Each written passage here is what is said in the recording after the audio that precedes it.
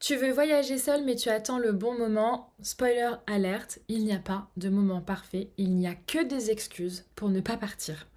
Dans cette vidéo, on va voir pourquoi tu attends pour rien, selon moi, comment dépasser ça et surtout comment concrètement organiser ton prochain voyage en solo, que ce soit pour un week-end, une semaine, un mois, même si tu as peur. Parce que tu vois, quand tu dis j'attends le bon moment pour partir, qu'en fait tu t'accroches à des excuses qui sont raisonnables, hein.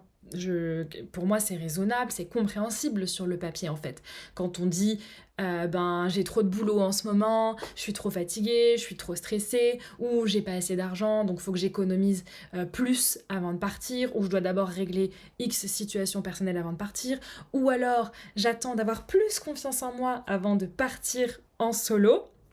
Tout ça, c'est des excuses raisonnables, compréhensibles sur le papier, mais la vérité, c'est que le moment parfait n'arrivera jamais. Tout simplement parce qu'il n'existe pas. Le moment parfait n'existe pas. Il y aura toujours une bonne excuse pour ne pas partir. Moi, par exemple, du plus loin que je me souvienne, je rêvais de faire le tour du monde. Et donc, quand j'étais étudiante, je disais, bah non, je finis d'abord mes études avant de partir. Ensuite, j'ai lancé mon entreprise, donc non, je dois d'abord attendre d'avoir un certain chiffre d'affaires avant de partir. Ensuite, j'étais en couple, donc je pouvais pas partir parce que ça se faisait pas de laisser mon mec derrière. Et là, maintenant, je suis célibataire. Et ma nouvelle excuse, c'est mon rêve, c'est quand même de me marier et de fonder une famille. Donc si je pars maintenant, ce rêve-là ne se réalisera jamais. Donc j'ai une nouvelle excuse pour ne pas partir.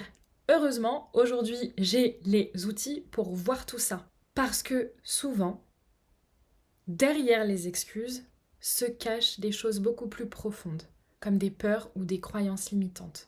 Donc derrière les excuses que vous vous racontez, il y a très probablement des croyances limitantes ou des peurs. La peur de l'échec, par exemple. La peur de ne pas se sentir normal.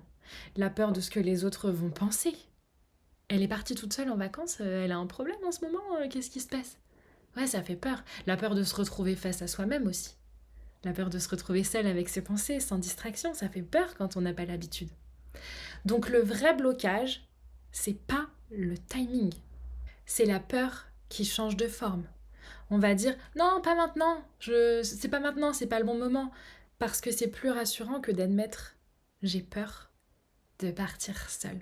Mais la peur sera toujours là, peu importe le timing en fait. C'est les excuses qui changent. Regardez mon cas. Donc, mon conseil, si vous avez envie d'oser une aventure en solitaire, si vous avez envie d'oser un voyage seul, c'est de prendre le temps de noter noir sur blanc qu'est-ce qui vous fait peur exactement. Au-delà des excuses que vous vous racontez, vous pouvez commencer par écrire les excuses, mais approfondissez.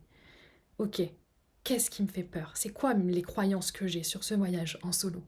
Surtout que vous le savez très bien, même si on se raconte toutes ces excuses pour attendre, au fond, on le sait qu'on va le regretter.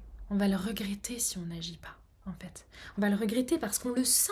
On sent au fond de nous qu'on a vraiment envie de vivre un voyage comme ça, qui va nous marquer. Et si on le fait pas, si on n'agit pas, on va le regretter. Surtout qu'attendre ne fait que qu'amplifier la peur en fait. Attendre ne va faire que renforcer votre peur, renforcer vos doutes et ça va être de plus en plus difficile d'agir et ça risque de vous empêcher de vivre l'une des expériences les plus belles et les plus transformatrices de votre vie. En tout cas, c'est ce que j'ai compris grâce à deux événements qui m'ont profondément marqué. Le premier, c'est en Écosse. En fait, j'ai vécu chez l'habitant en Écosse. Donc ma mission, c'était de m'occuper du terrain des chevaux. Et donc quand je suis arrivée, j'étais trop heureuse d'être entourée de chevaux. Et je me disais, oh, ça faisait une éternité que j'avais pas fait d'équitation. J'adore les animaux. J'aimais beaucoup l'équitation quand j'étais petite. Et donc je m'étais dit, je demanderai à mes hôtes si je peux monter le cheval. Mais je vais d'abord gagner leur confiance en fait. Et en fait, le temps est passé hyper vite. Et à la fin, je n'ai pas fait d'équitation. Je suis partie sans avoir monté le cheval. Et donc je suis partie avec un petit regret. C'est un petit regret, c'est pas grave du tout.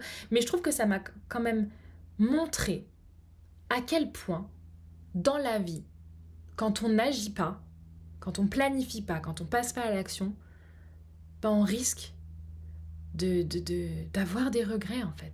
On risque d'avoir des regrets et je ne veux pas mourir avec des regrets. Et ça, c'est le deuxième événement qui m'est arrivé il y a quelques semaines et qui m'a fait un gros déclic. J'ai un ami digital nomade qui est décédé il y a quelques semaines. Donc bien évidemment, mes amis et moi, on était un groupe d'amis. On est profondément triste de cette perte. Mais on est aussi soulagé parce qu'on sait qu'il est parti en paix. On sait qu'il est parti heureux, on sait qu'il a eu une vie riche. Il voyageait tout le temps, il était hyper bien entouré, il faisait des rencontres incroyables, il vivait des expériences incroyables. Donc en fait, on se réconforte comme ça avec mes amis, on se dit mais il a eu une vie tellement riche. Et ça c'est chouette de se dire que voilà, il est parti en paix et heureux. Et donc cet événement est venu encore une fois me rappeler mais putain, je veux mourir heureuse en fait. Je veux mourir en me disant que j'ai eu une belle vie et que j'ai osé. La plupart des projets de tour du monde, pour prendre cet exemple, mais même les voyages en solo, n'arrivent jamais. Pas parce que c'est impossible, mais parce que les gens ne passent pas à l'action en fait. Les gens n'osent pas passer à l'action. Et je crois que ça, c'est pire que l'échec. Parce que c'est de la frustration de ne pas avoir osé, de ne pas avoir agi, de ne pas avoir essayé. Je sais ô combien la routine peut être rassurante, c'est normal, c'est notre zone de confort en fait, mais c'est aussi un piège qui peut nous empêcher de grandir et même de nous épanouir, j'ai envie de dire. Notre zone de confort est en quelque sorte une prison dorée. Et donc, partir seul, c'est sortir de ta zone de confort et découvrir que tu es capable de beaucoup plus que tu crois en fait. Toutes ces peurs que tu vas lister, tu vas te rendre compte, mais waouh, je suis capable de les dépasser.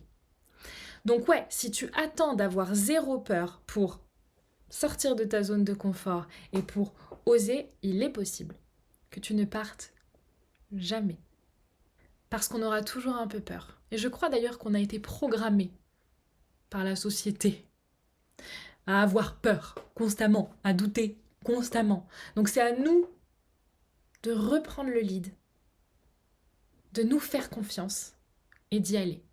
Et il n'y a pas besoin de faire un tour du monde pour kiffer, hein.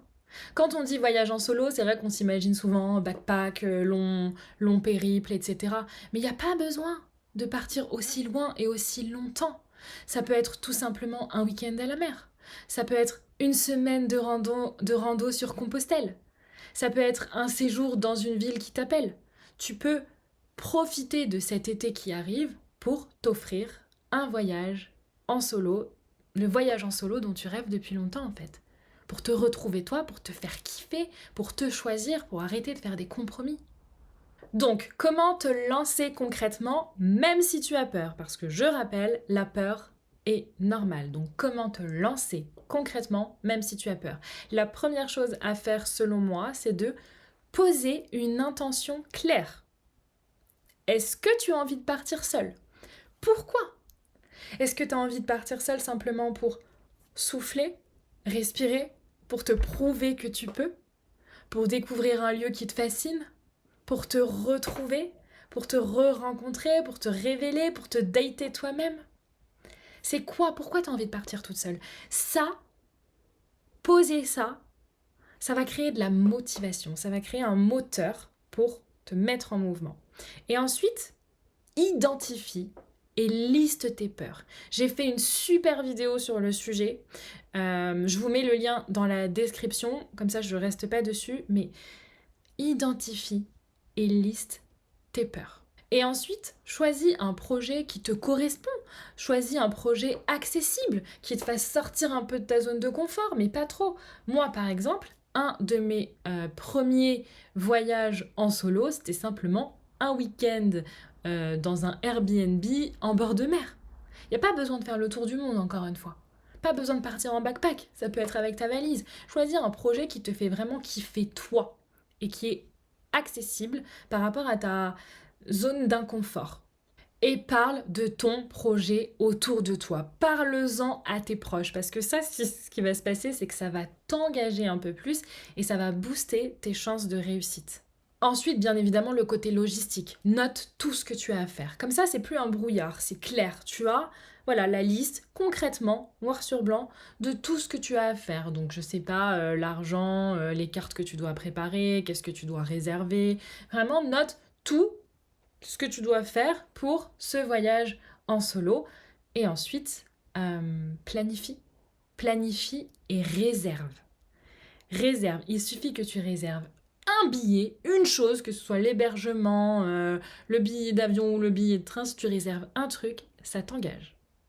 Ça t'engage et ça va t'obliger à y aller. Et peut-être que ça va être le truc qui va te faire hyper flipper de cliquer sur payer. Le premier truc que tu vas payer, moi je me rappelle quand j'ai dû réserver mon billet d'avion pour aller à Budapest, j'en ai parlé dans une de mes vidéos, j'étais terrorisée. Mais l'avoir fait, après, j'ai eu un sentiment de fierté. Donc bref, il suffit d'une réservation pour t'engager et booster ta motivation et ta confiance en toi. Tu peux aussi écouter des podcasts ou lire des récits de femmes qui ont osé partir seule. Ça va t'inspirer et te montrer que c'est possible. Il y a des témoignages sur mon site internet si tu veux aller les découvrir. Mon site internet est dans la description. Mais passe à l'action. Tu l'auras compris, attendre le bon moment, c'est la meilleure façon de ne jamais partir en fait. Tu n'as pas besoin d'être prête à 100%. Tu seras prête le long du chemin en fait. Et t'as pas besoin d'un voyage extraordinaire. Souvent, on est là, on attend l'opportunité de l'année pour faire un voyage extraordinaire. Mais en fait, ils sont tous extraordinaires. Moi, voilà, je rêvais de faire le tour du monde et je vais le faire maintenant, à 34 ans, alors que j'en rêve depuis mon adolescence. Mieux vaut tard que jamais, comme on dit. Mais en fait, j'ai laissé mes peurs prendre le dessus. J'avais pas encore ces outils que j'ai aujourd'hui. J'ai laissé mes peurs prendre le dessus. Par contre, j'ai quand même fait des voyages en solo très régulièrement tout au long de ma vie. J'ai fait des week-ends en solo, j'ai fait des semaines en solo, je suis déjà partie 3 mois en sac à dos en Europe de l'Est. Donc j'ai pas attendu l'opportunité de partir 1 an faire le tour du monde comme j'imaginais dans ma tête. J'ai osé vivre des séjours courts, moyen, long, pour quand même me faire kiffer. Et ils étaient tous incroyables et ils m'ont tous touchée profondément dans plein de domaines de ma vie. Donc voilà, souviens-toi que même le plus petit voyage en solo peut changer ta vie. Parce qu'il te rappelle que tu es capable. Il te rappelle que tu es capable. Il te rappelle que tu es libre. Et il te rappelle que tu as besoin de personne pour vivre ce dont tu as envie de vivre. Si tu sens qu'un accompagnement pourrait t'aider à oser, peut-être que le premier pas, justement, c'est de remplir le formulaire de mon accompagnement. J'ai créé un accompagnement qui s'appelle Oser voyager seul avec 5 séances individuelles pour t'aider justement non seulement sur la logistique, mais aussi et surtout à gérer tes émotions, à dépasser tes peurs grâce à mes outils de coach et d'EFT.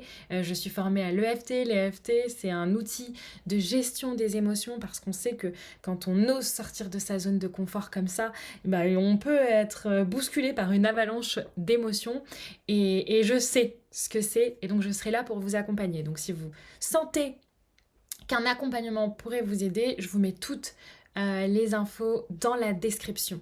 En attendant, abonnez-vous et activez la cloche pour être informé de mes prochaines vidéos sur le sujet. Partagez-moi en commentaire où est-ce que vous partez en solo cet été. Et je vous dis à très bientôt pour une prochaine vidéo.